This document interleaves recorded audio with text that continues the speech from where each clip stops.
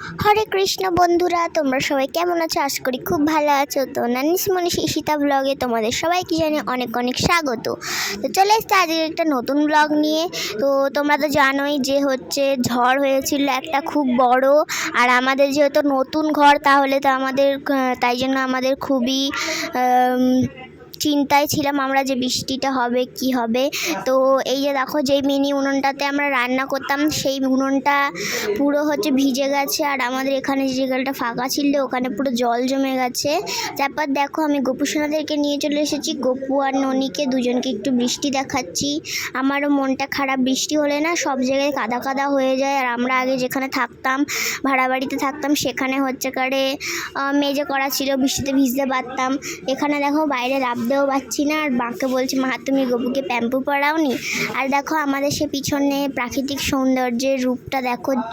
এমনি তো ভালো লাগে, কিন্তু যখন ঝড় হয় তখনই বুঝতে পারো। দেখো এই সুপারি গাছটা কীভাবে নড়ছে, এটা পড়ে গেলে কিন্তু আমাদের পুরো চালের ওপর পড়তো, আর তোমাদের চালটা ভেঙে যেত। তো যাই হোক করে গাছটা পড়েনি, ভগবানের ইচ্ছায়। গপু সোনাও ছিল বলে আমাদের সাথে। আর এই যে দেখো কত জোরে জোরে বৃষ্টি পড়ছে আর ঝড় হচ্ছে, কত জোরে জোরে হাওয়া দিচ্ছে। দেখো শুধু গাছগুলো খালি নড়ছে। দেখো তোমরা, যদি ওগুলো পড়ে যেত তাহলে কি হতো বলো? তোমাদের ওখানে কীরকম ঝড় বৃষ্টি হয়েছে সেটা আমাকে কমেন্টেও বলবে। আর তোমরা কিন্তু এখন আমার ভিডিও দেখছো না, তার জন্য আমার ভিউজও হচ্ছে না, সাবস্ক্রাইবার্সও পাচ্ছে না। তো কেন বন্ধুরা তোমরা এরকম করছো আমার সাথে? আমাকে একটু সাপোর্ট করো। আমি খুব ছোট্ট একটি মেয়ে, ইউটিউবে চ্যানেল খুলেছি, প্লিজ আমাকে সবাই সাপোর্ট করো বেশি বেশি করে।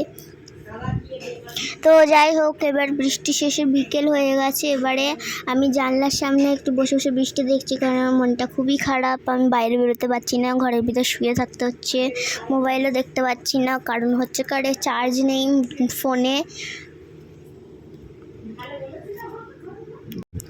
আর এখানে দেখো মা সকালবেলা পাতাগুলো ঝাঁটা দিয়ে দিয়ে সরিয়ে দিয়েছে পরের দিন সকালবেলা। আর উনুনটাকে ভালো করে কাদা দিয়ে ভালো করে সুন্দর করে দিয়েছে, কাদায় পুরো উনুনটা পড়ে গেছিলো। এই যে দেখো ঝড়েতে সব গাছের পাতাগুলো পড়ে গেছে, আর সব কাঠগুলো ভিজে গেছে, উনুনটাও খুবভাবে ভিজে গেছে। তো আজকের ব্লগটা এই পর্যন্ত। যদি ভালো লেগে থাকে লাইক কমেন্ট সাবস্ক্রাইব করে দিয়ে যেও। টাটা।